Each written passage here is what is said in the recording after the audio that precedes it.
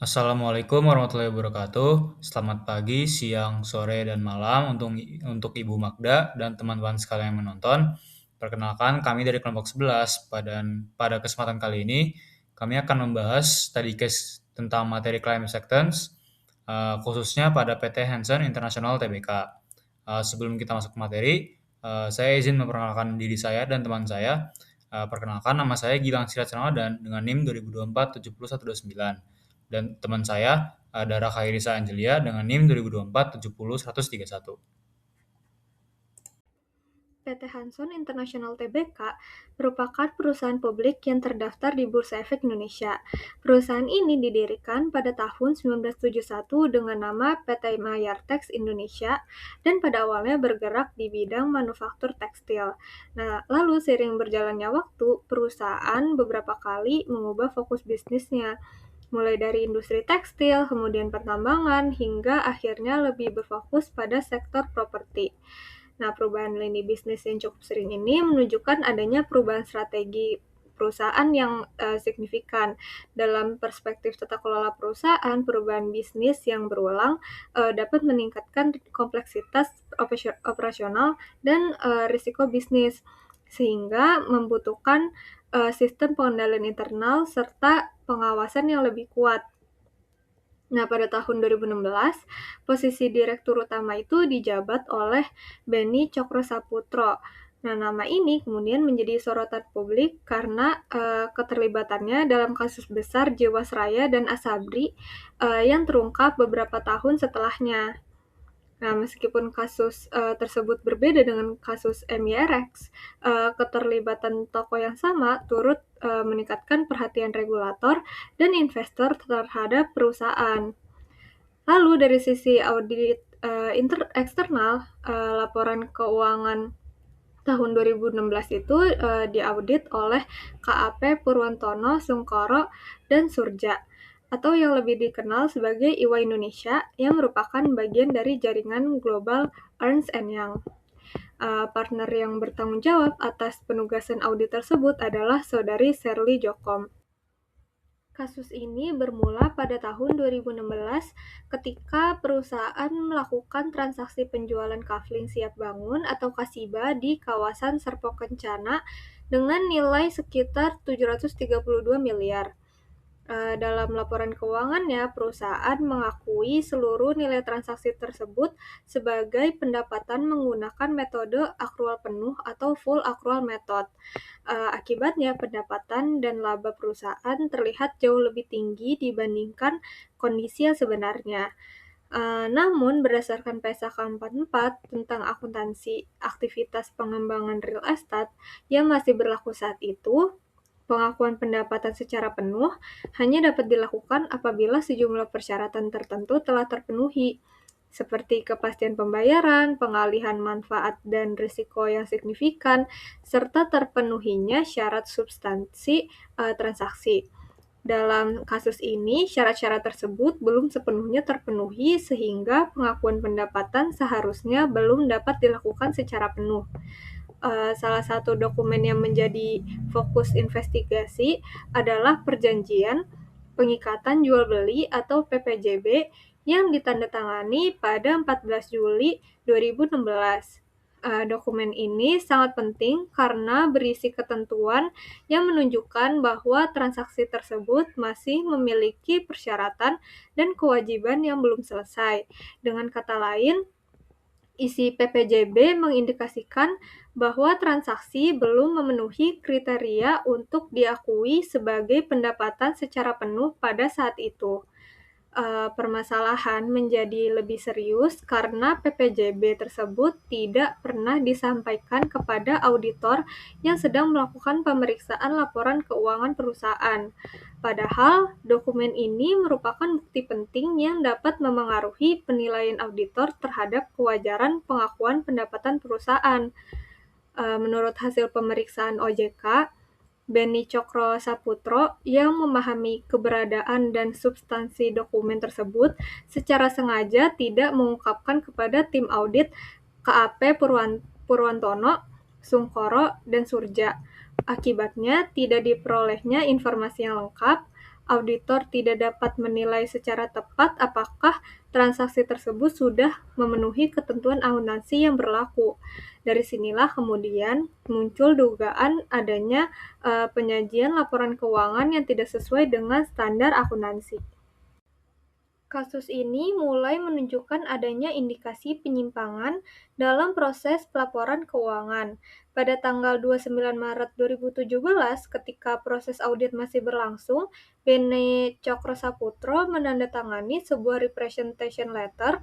Surat ini pada dasarnya merupakan pernyataan manajemen kepada auditor bahwa seluruh informasi dan dokumen yang material telah disampaikan secara lengkap untuk keperluan audit. Namun, dalam perkembangannya diketahui bahwa pernyataan tersebut tidak sepenuhnya benar. Terdapat sejumlah dokumen dan informasi penting yang tidak diungkapkan kepada auditor. Kondisi ini menjadi masalah serius karena auditor sangat bergantung pada keterbukaan dan kejujuran manajemen dalam melakukan pemeriksaan laporan keuangan. Jika informasi yang diberikan tidak lengkap, maka risiko terjadinya salah saji dalam laporan keuangan akan meningkat. Dampak dari tindakan tersebut terlihat pada pengakuan pendapatan perusahaan yang tidak sesuai dengan ketentuan akuntansi. Pendapatan yang seharusnya belum dapat diakui justru dicatat sebagai pendapatan pada periode tersebut. Akibatnya, pendapatan perusahaan dalam laporan keuangan menjadi lebih tinggi dari kondisi yang sebenarnya atau overstated sebesar sekitar 613 miliar. Nilai yang sangat besar ini tentu memengaruhi kualitas laporan keuangan perusahaan. Laporan keuangan yang seharusnya memberikan gambaran yang wajar mengenai kondisi perusahaan menjadi tidak akurat dan berpotensi menyesatkan para pengguna laporan keuangan, seperti investor, kreditor, regulator, maupun pihak lain yang menggunakan informasi tersebut untuk mengambil keputusan ekonomi. Dengan kata lain, keputusan investasi atau pendanaan yang diambil berdasarkan laporan tersebut berisiko tidak mencerminkan kondisi perusahaan yang sebenarnya. Setelah melakukan pemeriksaan dan investigasi terhadap laporan keuangan PT Hanson International Tbk tahun 2016, Otoritas Jasa Keuangan atau OJK pada tanggal 31 Juli 2019 menjatuhkan sejumlah sanksi administratif kepada pihak-pihak yang dinilai bertanggung jawab dalam kasus ini. Pertama, PT Hanson International Tbk dikenakan denda sebesar 500 juta dan diwajibkan melakukan penyajian kembali atau restatement laporan keuangan tahun 2016. Restatement dilakukan agar laporan keuangan mencerminkan kondisi perusahaan yang sebenarnya dan sesuai dengan standar akuntansi serta peraturan pasar modal yang berlaku. Tindakan ini menunjukkan bahwa kesalahan dalam pelaporan keuangan tidak hanya berdampak pada reputasi perusahaan, tetapi juga dapat mengurangi kepercayaan investor.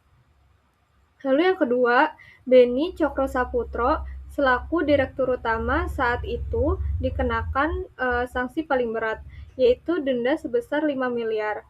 OJK menilai bahwa beliau memiliki tanggung jawab utama atas penyembunyian informasi material yang seharusnya diungkapkan kepada auditor maupun regulator. Besarnya denda ini mencerminkan pentingnya peran manajemen puncak dalam menjaga transparansi dan integritas laporan keuangan perusahaan. Lalu yang ketiga, Adnan Tabrani yang menjabat sebagai Direktur PT Hanson International Tbk per 31 Desember 2016 dikenakan denda sebesar 100 juta.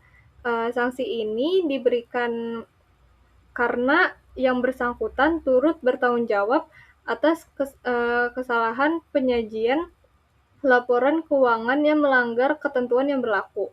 Terakhir, dari pihak auditor, Serly Jokom sebagai partner KP Purwantono Sungkoro dan Surja atau EY Indonesia dikenakan sanksi pembekuan surat tanda terdaftar atau STTD selama 1 tahun. OJK menilai bahwa proses audit yang dilakukan belum sepenuhnya memenuhi standar profesional. Akibatnya, selama masa sanksi tersebut, yang bersangkutan tidak dapat menjalankan praktik sebagai akuntan publik terdaftar di pasar modal. Nah, kasus ini menjadi contoh bahwa tanggung jawab atas kualitas laporan keuangan tidak hanya berada pada perusahaan dan manajemen, tetapi juga pada auditor eksternal. OJK memberikan sanksi kepada seluruh pihak yang terlibat untuk menjaga kredibilitas pasar modal serta melindungi kepentingan investor. Oke, sekarang kita masuk ke bagian hubungan materi dengan kronologinya. Nah, kalau kita lihat di catur 5, salah satu hal pertama yang harus dilakukan auditor sebelum menerima klien itu memahami bisnis klien itu sendiri. Bukan cuma sekedar tahu nama perusahaannya, tetapi benar-benar paham apa yang terjadi di dalamnya. Auditor harus bisa mengidentifikasi kejadian-kejadian atau transaksi yang berpotensi mempengaruhi laporan keuangan secara signifikan. Salah satu hal yang harus ditanyakan ke manajemen itu soal perubahan teknologi, perubahan jenis produk atau jasa, sampai perubahan sistem akuntansi. Nah, ini yang menarik kalau kita lihat ke kasusnya si Hansen. Perusahaan ini dalam waktu kurang dari 2 dekade udah ganti haluan bisnis 2 kali. Yang pertama itu tekstil, kemudian pindah ke pertambangan, terus pindah lagi ke properti. Nah, setiap kali ganti industri, otomatis standar akuntansi yang berlaku itu juga berubah. Pas masuk ke properti, mereka harus tunduk ke PSAK 44 soal akuntansi real estate, yang aturan soal pengakuan pendapatan itu cukup detail dan ketat. Jadi, kalau kita kaitkan, perubahan bisnis yang segini drastis dan berulang itu sebenarnya udah jadi sinyal bahaya sejak awal. Harusnya auditor itu menandai sebagai risiko tinggi dari tahap client acceptance, bukan baru disadari setelah masalah yang muncul. Nah, di buku juga ditegaskan kalau klien yang nggak punya integritas bisa bikin masalah serius dan mahal buat firma audit. Dan riwayat bisnis yang nggak stabil itu termasuk salah satu sinyal yang harus diwaspadai dari awal. Nah, selain paham bisnis klien, auditor juga harus mengevaluasi apakah timnya benar-benar punya kompetensi yang cukup untuk menangani industri klien tersebut. Ini bukan cuma soal pengalaman audit secara umum, tetapi pengalaman spesifik. Auditor harus paham regulasi yang berlaku di industri itu dan paham isu-isu akuntansi yang khas di sana. Nah, di kasus Hansen, transaksi yang jadi sorotan itu penjualan Kasiba atau kafling siap bangun senilai 732 miliar, dan ini sepenuhnya diatur PSAK 44. Standar ini ngatur secara rinci kapan pendapatan dari penjualan properti itu boleh diakui penuh, dan syaratnya nggak sederhana. Ternyata, auditor dari KAP Purwantono, Sungkoro, dan Surja ini nggak cermat dalam mengevaluasi apakah syarat-syarat itu udah terpenuhi atau belum. Nah, ini jelas nunjukin ada gap kompetensi di industri properti. Kalau dari awal, sejak tahap client acceptance, auditor udah mempertanyakan apakah timnya punya keahlian yang cukup di bidang real estate, mungkin risiko salah evaluasi seperti ini bisa diminimalkan sejak awal. Oke, sekarang kita masuk ke bagian manajemen integrity. Nah, di buku itu disebutkan ada 3 faktor yang menentukan apakah hubungan auditor dan klien bisa berlanjut atau tidak. Dan salah satunya itu keraguan serius terhadap integritas manajemen klien. Selain itu, auditor juga seharusnya memastikan semua dokumen penting dari klien benar-benar diserahkan lewat review dokumentasi dan diskusi langsung sama staf dan manajemen. Nah, di kasus ini, Beni Cokro sengaja nggak menyerahkan PPJB tertanggal 14 Juli 2016 ke tim audit. Padahal dokumen itu justru yang membuktikan kalau syarat pengakuan pendapatan secara penuh belum terpenuhi. Jadi ini bukan kelalaian biasa. Ini manajemen yang secara aktif menyembunyikan informasi material dari auditor sendiri. Kalau prosedur evaluasi background klien ini dijalankan dengan ketat dari awal, termasuk menyelidiki rekam jejak dan karakter manajemennya, kecenderungan untuk menyembunyikan informasi seperti ini seharusnya bisa kelihatan sebagai red flag jauh lebih awal. Nah, pada 29 Maret 2017, di tengah proses audit masih berjalan, Benny menandatangani representation letter yang isinya menyatakan kalau semua informasi material udah diungkapkan ke auditor. Ternyata penyataan ini nggak benar, karena PPJB itu memang nggak pernah diserahkan. Nah, ini langsung berkaitan dengan bagian engagement letter di buku. Salah satu poin yang harus disepakati di engagement letter itu komitmen manajemen untuk menyediakan semua informasi yang relevan dan juga ekspektasi bahwa manajemen akan memberikan representasi tertulis yang jujur. Jadi, representation letter itu sebenarnya adalah wujud nyata dari komitmen yang udah disepakati di engagement letter. Ketika Benny menandatangani dokumen itu dengan pernyataan yang nggak benar, dia sebenarnya udah langsung melanggar komitmen yang udah dibuat sejak awal engagement. Ini menunjukkan bahwa walaupun engagement letternya udah disusun dengan baik, itu tetap nggak cukup kalau auditornya nggak menjalankan skeptisisme profesional untuk memverifikasi sendiri kebenaran pernyataan manajemen. Di tahap client acceptance, auditor juga seharusnya mengevaluasi seberapa rentan laporan keuangan klien terhadap salah saji material, baik karena kesalahan atau karena kecurangan. Overstatement pendapatan sebesar 613 miliar ini jelas bukan angka kecil, bahkan hampir menyamai seluruh nilai transaksi Kasiba yang 732 miliar. Artinya, sebagian besar pendapatan yang dilaporkan di laporan keuangan 2016 itu sebenarnya nggak punya dasar pengakuan yang sah. Harusnya, risiko ini udah bisa diidentifikasi sejak tahap client acceptance dan planning. Karena transaksi Kasiba ini transaksi tunggal dengan nilai yang sangat besar dalam satu tahun buku.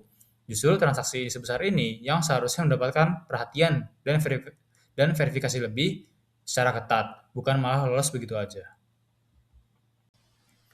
Auditor dan seluruh tim di firma auditnya wajib memenuhi persyaratan etika yang berlaku, mengacu pada standar etika profesi akuntan. Sanksi yang dijatuhkan OJK pada 31 Juli 2019 itu bukti nyata dari apa yang terjadi kalau persyaratan etika ini nggak dipenuhi. Shirley Jokom selaku partner EY yang menandatangani laporan audit ini kena sanksi pembukuan STTD selama 1 tahun karena terbukti melanggar pasal 66 UU PM dan seksi 130 Kode Etik Profesi Akuntan Publik IAPI, khususnya soal kecermatan dan kehati-hatian profesional. Ini menunjukkan kalau persyaratan etika itu bukan formalitas yang dicek sekali di awal engagement, tetapi harus dijaga konsisten sepanjang proses audit berjalan. Begitu standar ini gagal dijaga, konsekuensinya nyata dan langsung merusak reputasi profesional auditornya. Oke, dari semua yang sudah dibahas, ada 3 kesimpulan yang harus dilakukan sejak tahap client acceptance kalau mau mencegah kasus seperti ini terulang.